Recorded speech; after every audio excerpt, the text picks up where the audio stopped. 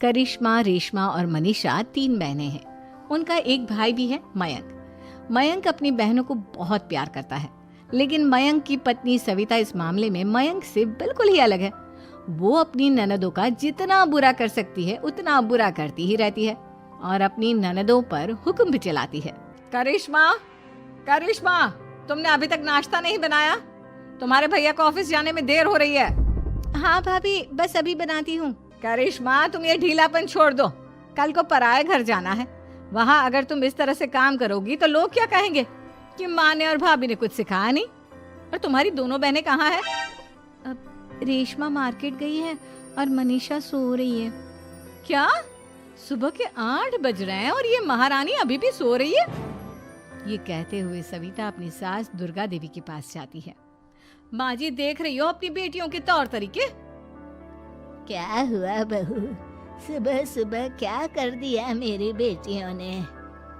अरे एक तो अभी अभी उठकर किचन में गई है, दूसरी सुबह सुबह बाहर चली गई और तीसरी अभी तक सो रही है।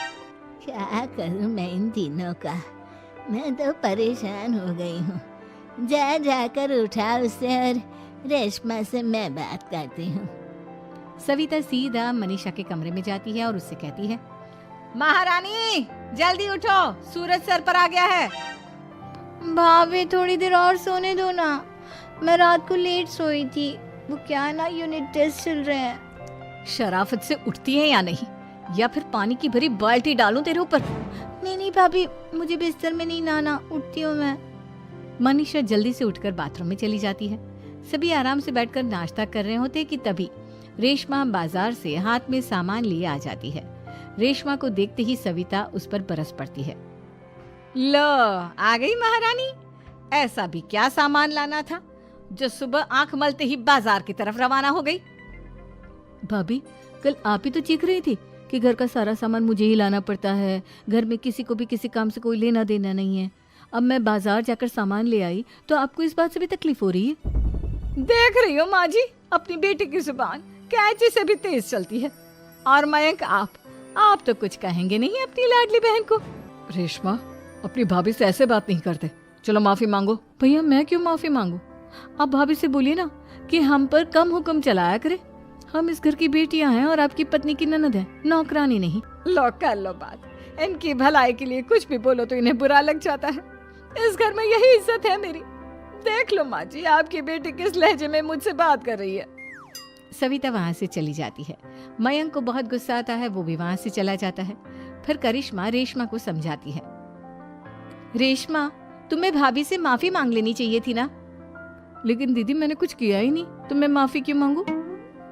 हाँ करिश्मा दीदी, रेशमा दीदी जैसे ही घर में आई भाभी ही उन पर चिल्ला रही थी। हाँ, मैं मानती हूँ कि गलती भाभी की थी। मैं तो इसलिए बोल रही हूँ कि भाभी ने माँ को तो पूरी तरह अपने वश में कर लिया है। वो हमारी बात सुनती ही नहीं।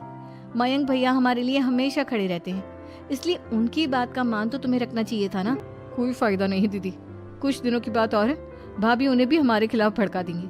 फिर वो भी माँ की तरह हमारी किसी बात का विश्वास नहीं करेंगे। इसी तरह सविता अपनी तीनों ननदों को किसी न किसी बात पर परेशान करती रहती थी। एक दिन मयंक अपनी तीनों बहनों के लिए गिफ्ट लाया। क्या रेशमा, ये तुम्हारे लिए हार का सेट। रेशमा, तुम्हारे लिए सुंदर सी ड्रेस। और मनीषा, तुम्हें किताबें पसंद है ना, तुम्हारे लिए किताबें लाया हूँ। थैंक यू भैया। थैंक यू भैया। थैंक यू भैया। करिश्मा, तुम्हारा नेकलेस कितना सुंदर है, ये भैया कहाँ से ले आए होंगे? मैंने भैया को 3 दिन पहले फोन पर ये डिजाइन दिखाया था और आज भैया ये ले आए। सविता तो अपनी ननदों के गिफ्ट्स देखकर जल गई और करिश्मा का नेकलेस तो उसे भी बहुत पसंद आया था। अपनी बहनों के लिए कितना अच्छा नेकलेस लेकर आए हैं, मुझे कभी कोई गिफ्ट नहीं दिया। मैं आज ही ये हार चुरा लूंगी। रात में सविता करिश्मा का हार चुरा लेती है और इसी तरह उसे अपनी ननदों की जो भी चीज अच्छी लगती वो उसे मांगती नहीं, बल्कि रात के अंधेरे में चुरा लेती। इसी तरह दिन बीतते गए और सविता ने मयंक के दिल में भी उसकी बहनों के लिए नफरत पैदा कर दी। एक दिन मयंक ने करिश्मा और रेशमा के लिए रिश्ता देखा और ये बात उसने घर में सबको बताई। माँ, करिश्मा और रेशमा के लिए बहुत अच्छा रिश्ता आया है, वो लोग कल इन्हें देखने आ रहे हैं। आप और सविता मिलकर सारी तैयारी कर लेना। ये सुनकर करिश्मा और रेशमा खुश हो जाती हैं, लेकिन सविता सोचती है, अगर इन दोनों बहनों की शादी हो गई तो घर और बाहर का काम कौन करेगा? मनीषा तो एक नंबर की कामचोर है, उससे तो किसी बात की उम्मीद लगाना ही बेकार है। मुझे इस शादी को रोकना होगा। अगले दिन सभी लड़के वालों के स्वागत की तैयारी करने में लगे होते हैं। तभी मयंक अपनी बहनों से आकर कहता है, तैयार हो गई तुम दोनों? देखो दोनों लड़के बहुत अच्छे हैं, मैं कोई कसर नहीं छोड़ना चाहता, इसलिए तुम उनके सामने अच्छे से बिहेव करना और अपनी भाभी से लड़ने मत लग जाना।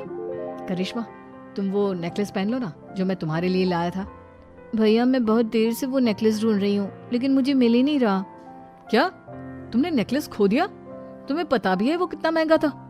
तुम कोई काम ढंग से नहीं कर सकती। मयंक गुस्से में वहां से चला जाता है। थोड़ी देर बाद लड़के वाले भी आ जाते हैं। वो दोनों बहनों को पसंद कर लेते हैं और रिश्ता पक्का हो जाता है। लेकिन सविता के दिमाग में तो कुछ और ही खिचड़ी पक रही थी। वो पंडित जी के पास करिश्मा की कुंडली लेकर जाती है और उन्हें पैसे देकर करिश्मा की कुंडली बदलवा देती है। जब लड़के वालों के पास करिश्मा की कुंडली जाती है तो वो दुर्गा को फोन करते हैं। बहन जी, हमने करिश्मा की कुंडली अपने पंडित जी को दिखाई थी। आपकी बेटी की कुंडली नहीं बल्कि दोषों का पिटारा है। देखिए, मैं और मेरे पति इन सब बातों में बहुत विश्वास करते हैं, इसलिए हम आपकी बेटी से अपने बेटे की शादी नहीं करा सकते। इस तरह करिश्मा का रिश्ता टूट जाता है और सभी घर वालों को बहुत दुख होता है। अब कविता सोचती है, चलो करिश्मा का तो रिश्ता टूट गया, अब रेशमा का भी रिश्ता तोड़ना है। क्या करूं? अब सविता आवाज बदलकर किसी अननोन नंबर से रेशमा के होने वाले ससुराल में फोन करती है। हेलो, मैं कौन हूँ कौन नहीं ये आपके लिए जानना जरूरी नहीं, बस इतना सुन लो कि रेशमा का 2 साल से किसी के साथ अफेयर चल रहा है। बस रेशमा का रिश्ता तोड़वाने के लिए सविता का इतना कहना काफी था। अब रेशमा का भी रिश्ता टूट गया। मयंक और दुर्गा देवी ने रेशमा को खूब खरी खोटी सुनाई और उससे बार बार उस लड़के के बारे में पूछने लगे। आप दोनों मुझे क्यों परेशान कर रहे हो? अरे कोई लड़का होगा मेरी लाइफ में तो मैं बताऊंगी ना, जब कोई है ही नहीं तो कहाँ से लाऊं मैं कोई लड़का? तो तेरे होने वाले ससुराल वालों को फोन किसने किया था? माँ मैं नहीं जानती किसने फोन किया था, मैं सच कह रही हूँ। मैं तो पहले ही कह रही थी इसकी लगाम खींच कर रखो, लेकिन मेरी सुनता ही कौन है। आप चुप रहिए भाभी, ये सब आपका ही किया धरा है। अब तीनों बहनों को विश्वास हो जाता है कि ये सब उनकी भाभी ही कर रही है। तीनों बहनें अपनी भाभी को सबक सिखाने के लिए एक वकील कर लेती है और घर में हिस्सा मांगना। देखो भैया, माँ बाप की जायदाद में जितना बेटों का हक होता है उतना ही बेटियों का, इसलिए इस घर के 4 हिस्से होंगे और हमें अपना हिस्सा चाहिए। मैंने तुम्हारे लिए क्या क्या नहीं किया और तुम इस घर में हिस्सा मांग रही हो? भैया, आप और माँ हम बहनों की कोई बात नहीं सुनते हो और भाभी हमारी शादी नहीं होने देगी क्योंकि उन्हें लगता है कि आप हमारी शादी में ज्यादा पैसा लगाओगे और उन्हें हम जैसी फ्री की नौकरानी कहाँ मिलेगी। तो हम भाभी के साथ तो रह नहीं सकते, हम बहनों को अपना हिस्सा चाहिए। अरे तुम्हें शर्म आनी चाहिए अपनी भाभी पर ऐसा इल्जाम लगाते हुए। वो तुम्हारे बारे में कितना सोचती है। हाँ माँ, भाभी हमारे बारे में बहुत सोचती है, दिन रात बस यही सोचती रहती है कि किस तरह से अपनी तीनों ननदों को परेशान करूं और कभी मुझे पढ़ने भी नहीं देती। दोनों बहनों का रिश्ता भी तो इन्होंने ही तोड़वाया है और रात में हमारे कमरे में आकर हमारी चीजें भी चुराती हैं। इसी तरह सविता की तीनों ननदें अपनी बात पर अड़ी रही। अब कोर्ट में तारीख भी शुरू हो गई। जब सविता को लगा कि उसकी तीनों ननद इतनी आसानी से नहीं मानने वाली, तो उसने अपने पति और सास को सारी सच्चाई बता दी और अपनी तीनों ननद से माफी मांगी। मयंक और दुर्गा को भी अपनी गलती का एहसास हो गया। अब सविता खुद करिश्मा और रेशमा के लिए अच्छा रिश्ता ढूंढती है और उनकी शादी करवाती है।